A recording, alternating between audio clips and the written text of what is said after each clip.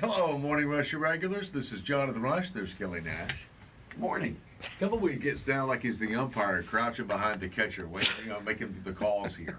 All right, Tumbleweed's behind the camera. Good to see you. Thanks for being here. All right, so we're doing tomorrow's show today. Tomorrow is Tuesday the 10th, and we'll be just over 2 weeks away from Christmas Day. All right, so, man, time's flying. Everybody have a good weekend? I know the Saluda Tigers did, and I know it was. And listen, if you participated in the Vets Ride, good job. Raised a lot of money and a lot of gifts. Thank you for being there. If you couldn't be there yesterday, but you donated, just know it went off without a hitch. It was great. Oh, and I met, I've forgotten the guy's name. I guess his initials are TB. TB Shack on the Lake. He wants us to do some advertising for him. Just so there's one accomplishment right there. So we got a new client. We got a new sponsor on the show. I was going to say, a lot of people were like, well, I'd like him to advertise my business too. I mean, Sure. just hand you Send me a damn bumper sticker. There you go. Jonathan was like, hey, you don't need to waste money on it. Just give it to No, us. he's going to start advertising in the spring. It's at Black's Bridge in Saluda, South Carolina. Okay. There you go. How was your thing, Tumbleweed, Friday night? Did you have a big party? What did you have, Weed? Yeah. So big you already forgot about it. Yeah, McNulty's was a great time. A.J. Sanders and everybody. Good. Jarrett Forrester. That was for, I don't know how that became our official post-show party for Tracy Lawrence, but that was, as you told me, this is the post-show party. Yeah, the official after-party show. Yeah. Okay. And that happened 24 hours Right, after yeah. the show's over. Did you have a ticket to the concert to get something special, or? Nope. We No, let no, everybody in. That's great. That's why I was like, Tumbleweed, I'm not sure how this is our post-show party, but Next week, McNulty's is going to have the official Tiger game after party. So for you Tiger fans celebrating, or maybe the Garth Brooks pre-show party. we could do that. We'll launch that on Friday night. Now, the show's not for another 5 months, but it'll be fine. Very inventive. All right, so tomorrow on this program, it's funny because I watch literally nothing. Nothing. I tuned in to watch Charlie Brown Thanksgiving special.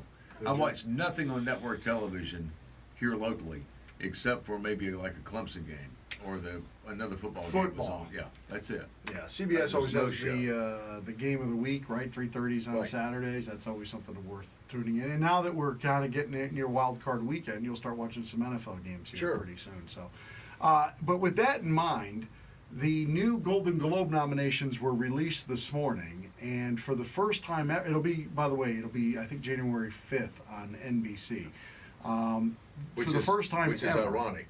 It'd be on NBC. the first time ever, the host network will not have any shows nominated for the Golden Globes. In fact, there are no networks that have any shows nominated this year. So not only is it a first that the network hosting it doesn't have one, it's a first that zero shows are from network television. They're all from like HBO, Netflix, and that sort of stuff, which led Jonathan and I to start talking after we read about it.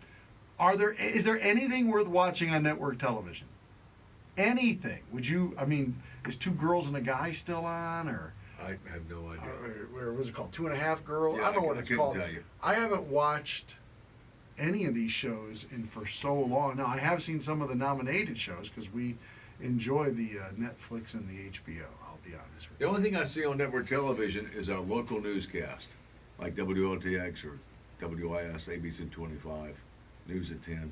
I don't watch anything on that other than football. You know, and the reason I think you and I and lots of other people still watch the local news is we like what's going on in our town. Right. You and I pitched a show idea, I don't even know how many years ago now, 5-6 years ago, to several of the local television stations about us doing local things in the community. And we were resoundingly rejected. Oh, we were laughed out of the damn building. But I really believe that if They wouldn't even let us leave out of the front lobby. They kicked us out in the back parking lot. whether it's Wolo or LTX or IS, Well, they all or do their Watch own Fox, news now at 4, 5, 6, 7, 8, 9. That's fantastic. You should be doing something else at 9, 10, 11, 12, and noon. I mean, all those. You should fill up as much of your programming with local television. And that way, not only do you get better ratings, but more importantly, I think you get better advertising. The advertisers will see that people are engaging with the local television shows and yet because it costs something, and when I say something, I mean like that, like $1 a day type of investment. They're like radio; they don't want to invest in it. No, I think the camera guys are only actually now hired hourly. I don't think you'll have a camera guy like around any of our local TV stations just waiting for something to do. I know that most of the reporters are required to carry their own smartphone. That I think the company gives it to them. Yeah. But then it has a special app on it or something so that they can actually do what appears to be television work. Yeah. It'll look better than what we're doing right now because of this special app or something that they have. But they don't have a camera crew when they're told, well, go cover this event. All right, I got my phone and I have my little setup, and then I act like I'm talking to a crew. I did see one of the local. This happened about 3 Sundays ago, right after church. I saw one of the local correspondents, I'll call them, one of the local news reporters, setting up a camera on a tripod and setting her shot so she could then get in front of it with the microphone to do her news report. Yes. Well, she's, adjusting her camera and getting it all perfect. She's there all by herself. Yeah.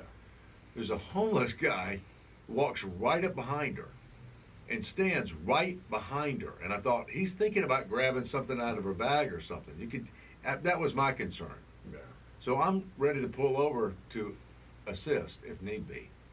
The guy literally stands right behind her for like 15, 20 seconds. And then he backs up a little bit and walks around her. I thought, this girl's totally oblivious to the fact because she's out there all by herself. She's about to get mugged on About to television. get mugged right there on the street corner. Yeah. But, yeah, they don't have camera guys anymore. But the good news about Jonathon and Kelly, if you were able to talk to any of your local television stations into hiring us in any capacity, we could shoot our own camera work. And we Yes. wouldn't get mugged. Like, Yes. I could hold it on us together. Yes. Like, hey, Jonathan, what do you think about this thing? Yada, yada, yada. It's almost like where we're at here. Maybe we could make Tumbleweed the third member of the show. You could be our cameraman. And he'll come on out with us on this. He's got an ear-to-ear smile about it. He likes it. You were going to see after the beginning of the year, I wanted to be in the studio already. We did a test on it a couple of weeks ago on Facebook, and I've run into some other software issues now, and I'm seeking expert advice from iHeartMedia and the like. But we're going to have this studio geared for cameras here soon. But better than that is that I didn't understand then, and I don't understand now. I understand that they have people trained as journalists here locally, but they need a show that is not necessarily a journalism-driven show. We didn't look to put on another news show. No. This was a community show. Yeah, we're talking to people, having a big time, and kind of doing what we do. Yeah. Whether it's backstage at the Tracy Lawrence concert or coming up at the Alan Jackson concert or whatever we're doing, we're in the community. I think that's probably.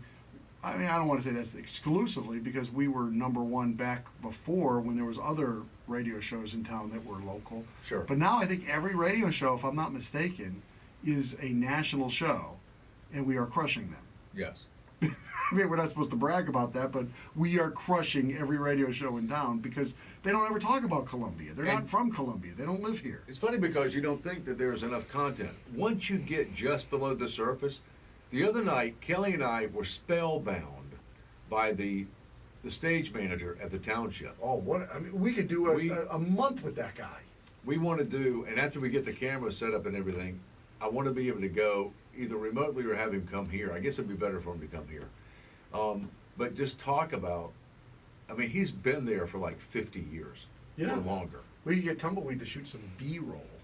He has B-roll's got- television talk. See, I know That's about right. those things. He's got hysterical stories, behind the scenes stories with some of the biggest stars.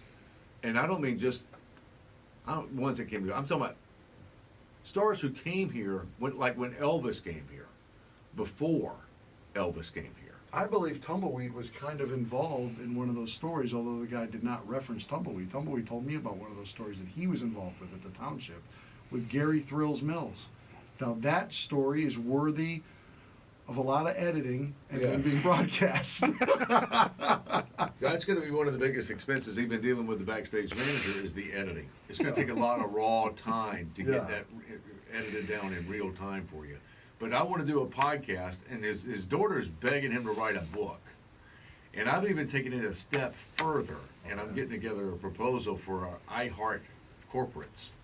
Because I believe that as we have larger and larger venues now, and Garth Brooks certainly can play the Bank of America Stadium, but even here in Columbia, I mean, we have Dinah Ross coming to the Township Auditorium, which will not be her first visit here. And that guy will tell you all about it. But there are, in each town, I think fewer and fewer of these auditoriums. Like in Charlotte, it's Ovens Auditorium. I don't think the Greenville Auditorium is even operational anymore. Oh, really? We're losing these like we lost drive-in theaters.